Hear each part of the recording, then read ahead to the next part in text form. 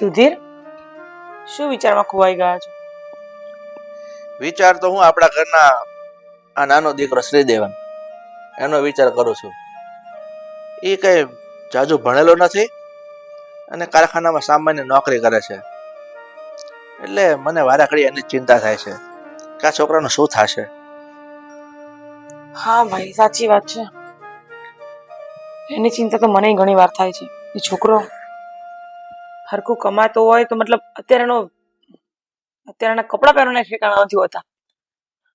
મેં એક વિચાર કર્યો છે, એટલે હું તારી ફક્ત પૂછવા માંગુ છું બોલો. કે આ શ્રીદેવનને એક નાની સરખી દુકાન કરી દઈએ તો ઘરનો ધંધો તો ખરો.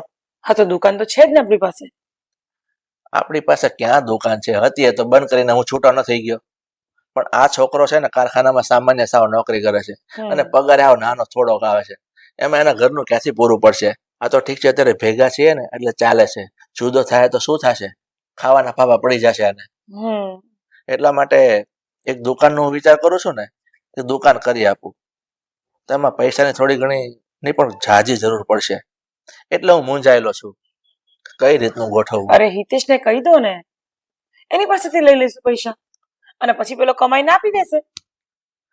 કમાવાનું તો ઠીક છે, ભાઈ ભાઈ એવું કઈ ન હોય કમાઈને આપી દે. આ તો વાત છે, કદાચ ના પાડે તો એને આપણે આવું કહી દઈશું. ઠીક છે. ચાનું કેમ થયું છે? હા, આવતી હશે. સીતા, અરે હા મમ્મી, બસ બની જ ગઈ, થોડું લેટ થઈ ગયું. હાલો ના બેટા, મારા નથી પીવી, હમણાં જ મેં પીધી છે. બસ. સીતા, હા આ હિતેશ તૈયાર થયો કે નહીં? જાગ્યો? હા, હું એને ઉઠાડીને જ આવી છું, બસ રેડી થઈ જ આવે છે. હા, આવી ગયો. અરે કરોડોની ડીલ છે. ના ના, એ પાર્ટી હાથમાંથી ના જવી જોઈએ. અને કાચો માલ જે કંઈ પણ રેડી કરવાનો હોય ને રેડી કરીને રાખજો. હા, હું પહોંચું છું અને આજે જ મીટિંગ ફિક્સ કરો. ઠીક છે? હિતેશ, તૈયાર થઈ ગયો બેટા? હા પપ્પા. જો આ ચા રેડી છે, ચા લઈ લે. અરે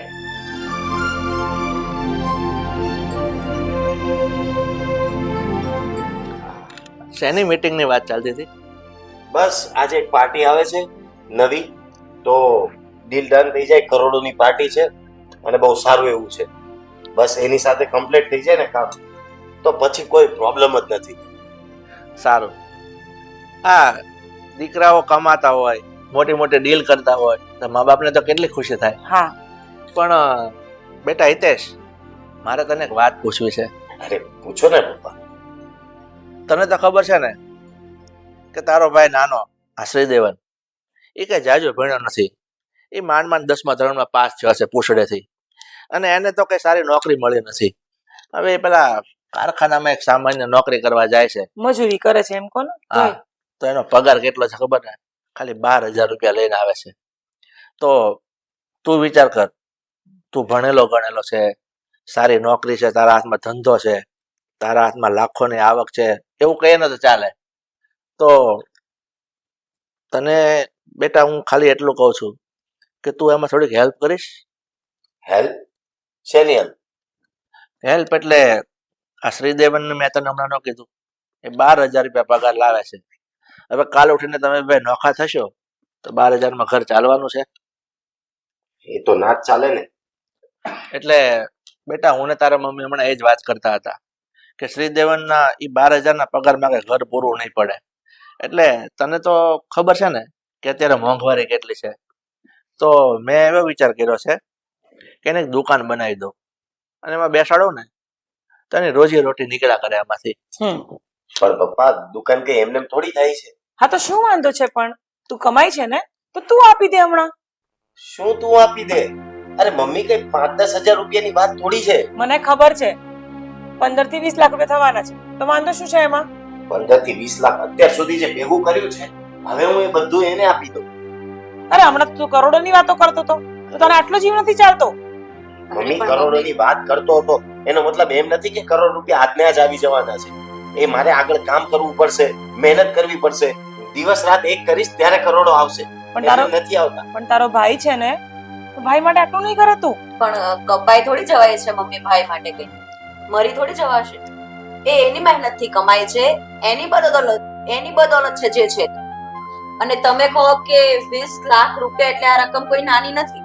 અને તમારે પણ સમજવું જોઈએ કે જો દેવેનભાઈ કામ નથી કરતા તો તમારે એને સમજાવવા જોઈએ કે બરાબર રીતે કામમાં ધ્યાન આપે અને આગળ વધે, મહેનત કરે. પણ નથી ભણેલો એ છોકરો મારો તો નથી કમાતો, તો આપણે પોતાના વ્યક્તિને સાથ નહીં આપે તો કોણ આપશે? તો એનો મતલબ એવો એક થોડો છે મિનિટ. સીતા વહુ, તમે શાંતિ રાખો. હું તમને શું કહું છું, આ અમારા ઘરનો અને આ ભાઈનો મામલો છે. અને એમાં કોણ કેટલું કમાય છે, કોણ ઓછું કમાય છે ને, એ બધો વિચાર અમારા બાપ દીકરા ત્રણે કરવાનો હોય. આમાં તમારે વચ્ચે બોલવાનું ના હોય. એટલે શાંતિથી બેઠા બેઠા સાંભળો, વચ્ચે ના બોલો તો વધારે સારું. અને હિતેશ, તું શું કીધું કે 15 થી 20 લાખ રૂપિયા એમ થોડા આવી જશે? તને ખબર છે, તું જ્યારે ભણતો હતો ને ત્યારથી એ કામે લાગી ગયો છે અને એનાથી જે થાય ને એને ઘરમાં આપ્યું છે. અને કામે તો તું, આ નોકરી તો હમણાં લાગ્યો છે. એ તો આજે 10 વર્ષથી કામ કરે છે. બિચારાથી કામ નથી થતું, ઓછો ભણેલો છે, પૈસા ઓછા લાવે છે, એટલે શું માણસ મટી ગયો એ? પપ્પા એવી વાત નથી, પણ આ કઈ નાની રકમ તો નથી. એવું લાગે તો હું થોડા ઘણા રૂપિયા આપું, નાના પાયે ધંધો ચાલુ કરે. આ ડાયરેક્ટ 20 લાખ એટલે જોઈ દેશ, તમે બે સગા ભાઈ છો અને ભાઈ ભાઈને કામ ન આવે તો બીજું કોણ આવશે? એટલે છે ને, મારી વાતને થોડાક મગજમાં ઉતાર.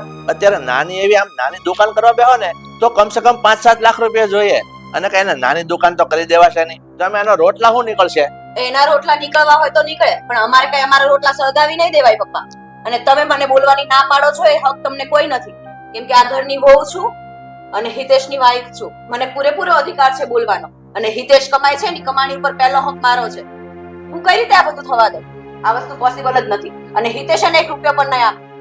કેમ હિતેશ, આ સીતા શું બોલે છે? અને એ સાંભળી રહ્યો છે. આટલું બધું મોફટ રીતે બોલે છે અને તું સાંભળી રહ્યો છે. અરે પણ મમ્મી વાત સાચી જ છે ને. સાચી છે? શું વાત સાચી છે? અરે તું મોટો ભાઈ છો, આ ઘરનો વડીલ છો, અને તારામાં થોડી સમજણ હોવી જોઈએ કે નાનાને ધંધે ચડાવો ને એ તારા હકમાં આવે છે, તારી ફરજમાં આવે છે. અને તું આ સીતાની વાતમાં આવીને પાછો ના પાડે છે. જ્યારે હોય ત્યારે પપ્પા તમે એને એમ કેમ કહો છો કે મોટો છે એટલે હું મોટો છે તો એના ગળા ઉપર જ તલવાર રાખવાની? આનાથી પણ આટલું બધું કેમ બોલવા જોઈએ છે? હું કેમ ના બોલું? તમને કડવું તો લાગશે જ, પણ હું બોલીશ જ. અને હા, હું તમને પણ કહી દઉં છું હિતેશ, જો આ બાબતે કોઈ પણ ડિસિઝન લો ને, મને ખબર વગર નહીં લેતા. મને ખબર હોવી જોઈએ. તમને બધાને ખબર હોય ને એટલે જ આ બધાની વચ્ચે હું વાત કરું છું. ચાની છૂપતી એકલો એને ખૂણામાં લઈ જઈને વાત નથી કરતો. બધાને જાહેરમાં શું કામ વાત કરું છું કે જે પણ કઈ આ ઘરના વાત થાય બધાને સમજીને વિચારીને એકાબીજા ડિસિઝન લેવાનું હોય. અને સંયુક્ત ફેમિલીમાં રહીએ છીએ, તો પછી? એકબીજાને સાથ તો આપવાનો જ હોય ને.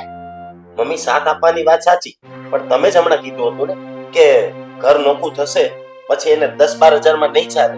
ચલો આજે હું રૂપિયા આપી દઉં, કાલે સવારે ઘર નોખું કરી નાખશે, પછી મારે ક્યાં લેવા જવાના એ રૂપિયા? અને સંબંધ બબંધ પછી પેલો રૂપિયો હશે ને તો જ માણસ બોલાવશે, બાકી કોઈ નથી પૂછતું. તને સંબંધની જરા પણ કિંમત નથી ને? નહીં, સંબંધ પછી પેલા રૂપિયો. પેલા આપણી પાસે રૂપિયા નહોતા ને ત્યારે પપ્પાને પૂછો, કોઈ જ નહોતું બોલાવવા તૈયાર. અને ચાલ માની લીધું કે આપણી પાસે પહેલા પૈસા નહોતા, હું ઓછું કમાતો હતો, તો મેં તને નથી સાચવો, તને નથી ભણાવ્યો, મારી ફરજ મેં પૂરી નથી કરી, તો તારે મોટા ભાઈ તરીકે તારી ફરજ પૂરી નથી કરવાની? એ એની ફરજ પૂરી કરે જ છે. એ કઈ પૈસા ઉડાવી તો દેતા નથી, ઘરમાં જ લાવે છે ને. અને આપણું ઘર પૂરેપૂરી સુખ અને સાહેબીમાં આગળ વધે છે.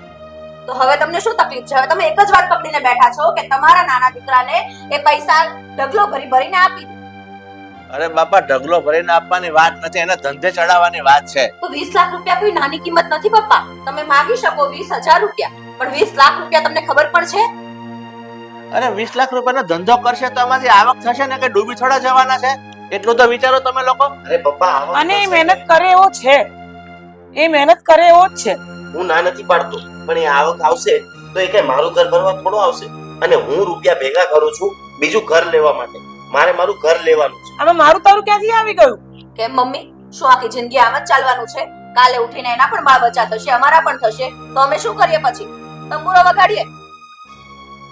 ઠીક છે, હવે છે ને આમાં અત્યારે લાંબી વાત કરવાની જરૂર નથી, પણ બેટા મેં તને કીધું ને એમાં થોડોક વિચાર કરજે, કારણ કે એ તારો નાનો ભાઈ છે. વધારે તને શું કહેવું મારે? કઈ વાંધો નહીં, હું વિચારીશ. અત્યારે મારે ઓફિસ જવાનું લેટ. એક્સક્યુઝ મી, હું વિચારીશ? અહીંયા વાત થાય છે સાફ સાફ, તમને ખબર નથી પડતી? ડિસાઈડ થઈ ગયું છે કે એક પણ રૂપિયો તમારે આપવાનો નથી, મતલબ નથી આપવાનો. અને બેવ દીકરા તમારા માટે સમાન જ છે, તો એના કામ ધંધા માટે એને તમે પૈસા આપી શકો છો, એમાં અમે દખલગીરી નહીં કરીએ. પણ હિતેશના ખિસ્સામાંથી એક પણ રૂપિયો નહીં જાય. હે માતા, જય શ્રી કૃષ્ણ. પૈસા જોતા છે, ભૂખ છે ખાલી પૈસાની, હાથમાં આવે તો આપ બસ ખાઈ લો.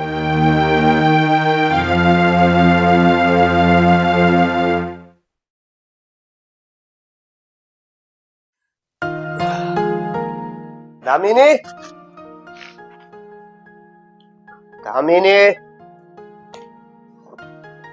ભગવાન ક્યાં ગયા?